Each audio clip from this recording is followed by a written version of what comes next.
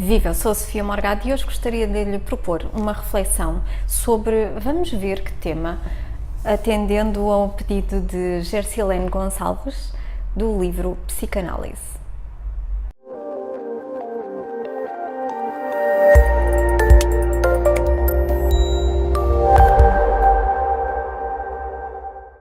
Na primeira proposta de reflexão neste formato, houve um pedido deixado pela Gersilene Gonçalves para abrirmos este livro e vermos que reflexão me inspira neste momento, pelo menos porque sou eu que vou estar a ler, mas que reflexão nos inspira a nós depois nos comentários, não é? Porque podemos continuar a refletir sobre o tema.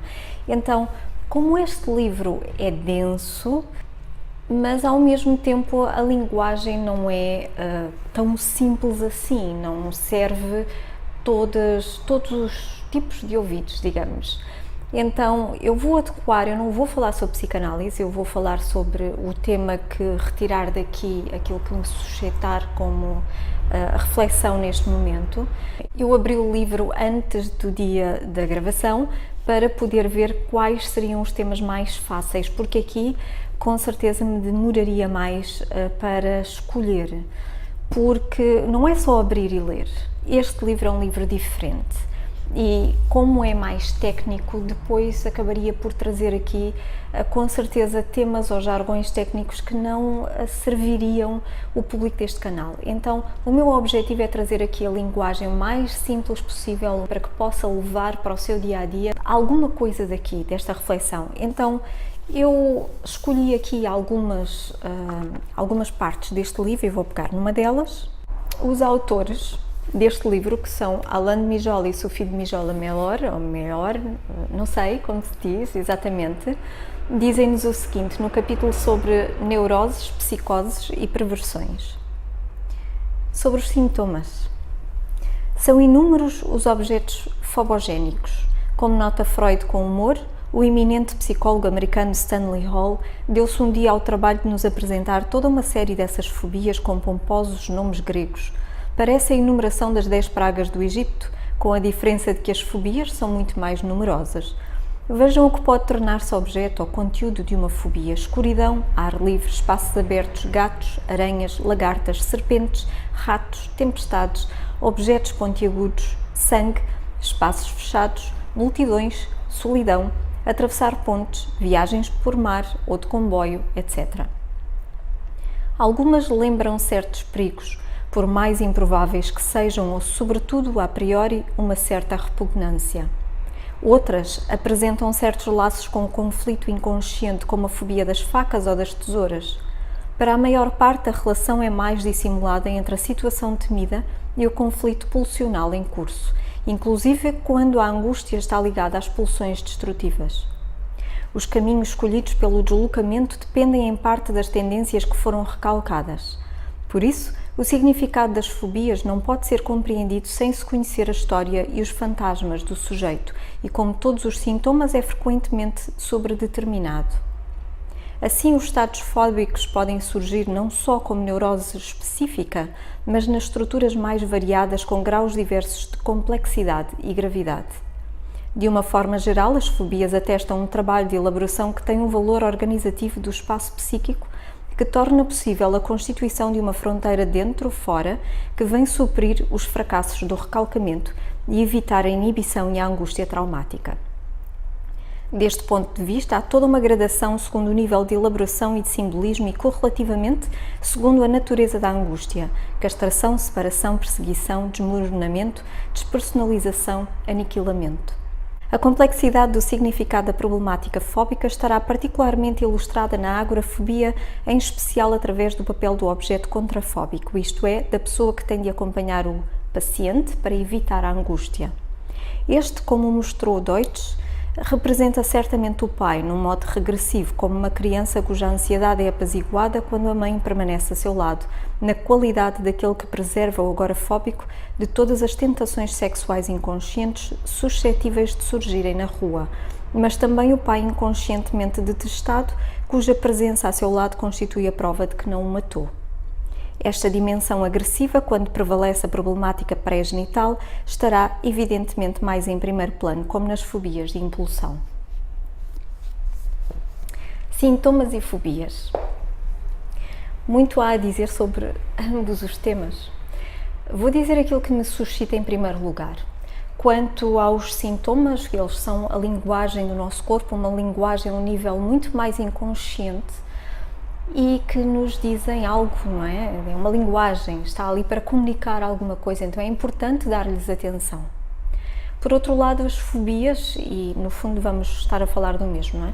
Os conceitos que eu vou usar não são de psicanálise, como eu disse antes, então eu vou usar uma linguagem comum. Daí que alguns deles podem estar a ser usados não de uma forma técnica, mas de uma forma comum. Por vezes o objeto fóbico representa algo ou alguém em que, vamos imaginar, uma circunstância em que a pessoa não sente o controle e isto gera-lhe muita angústia. No entanto, aquela circunstância, ou naquela área da vida, ou com aquela pessoa em particular, não é adequado ou não seria, aprendeu de alguma forma a controlar, a reprimir aquele determinado comportamento ou determinada expressão daquilo que sente e pode haver aqui uma transferência para alguma outra situação ou para um objeto ou para um animal eventualmente em que seja seguro haver esta expressão. Na maior parte das vezes, no entanto, aquilo que eu encontro em clínica, e com certeza poderá ser diferente para outros profissionais, não é isto, não é uma questão de transferência, mas é uma questão de associações que foram feitas, no fundo acaba por ser uma associação também, mas uma associação que foi feita em determinado momento, houve uma aprendizagem num determinado momento, embora não seja clara. Vamos imaginar, alguém que sentiu um grande mal-estar físico numa determinada situação, sei lá, num transporte público, num dia de muito calor, ou talvez já de noite, enfim, há ali uma série de detalhes que ficaram associados àquele mal-estar. Eventualmente a pessoa pode ter sentido que não conseguia sair dali para procurar ajuda, para melhorar, para se sentir melhor sem dar nas vistas, sem os outros perceberem, algo do género. E tudo isto intensificou o mal-estar, gerou uma angústia em relação ao futuro. E se volta a acontecer, eu não quero que volte a acontecer, não só a sentir o mal-estar, mas eventualmente os outros perceberem o meu mal-estar, ou eu sentir que não tenho controle sobre algo, sobre o meu corpo, sobre a minha resposta, sobre a circunstância em que me encontro, porque muitas vezes o controle está sempre associado a uma fobia, não é? Está sempre associado, no fundo, à ansiedade no geral. Esta é a expressão que eu mais encontro associada às fobias e estes sintomas associados à ansiedade intensa presente numa fobia, em vez da transferência. Mas se por um lado é muito importante perceber o que é que está ali a ser representado por aquilo, não é? O que é que aquilo representa na realidade? O que é que está lá por trás, na origem? Outras vezes não é necessário procurar a origem. Existem muitas situações em que a pessoa sabe qual foi o primeiro momento, pode não saber exatamente o porquê naquele momento teve uma resposta diferente, teve um maior nível de intensidade, claro, um maior nível de ansiedade, não é? Mas sabe de onde vem, sabe qual foi o primeiro momento. Então, aqui, aquilo que é importante fazer nestas situações é de alguma forma reenquadrar esta aprendizagem ou desfazer estas associações que foram feitas àquela situação original, mas há necessidade então de trabalhar sobre aquilo que os sintomas nos dizem e sobre as associações que foram estabelecidas com aqueles detalhes, com aquelas determinadas condições. E então a pessoa pode, uma vez mais, se libertar daquilo. Isto é aquilo que me surge neste momento como reflexão sobre este pequeno texto. Diga-me abaixo nos comentários o que pensa sobre esta partilha, sobre a reflexão, sobre o texto partilhado deste livro. Diga-me o que leva daqui para si, para o seu dia-a-dia, que lhe pode ser útil.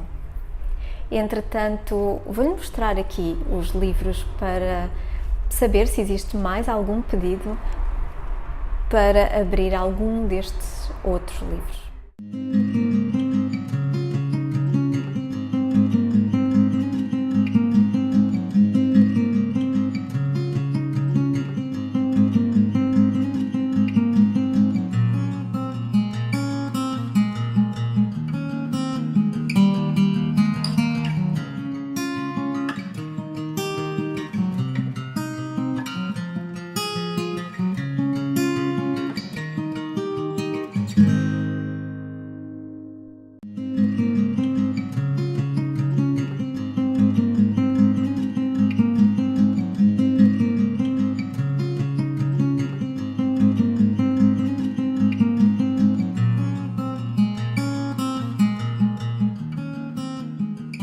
Deixe a sua sugestão e o seu pedido abaixo nos comentários. Por hoje é só, até breve e tenha um dia feliz.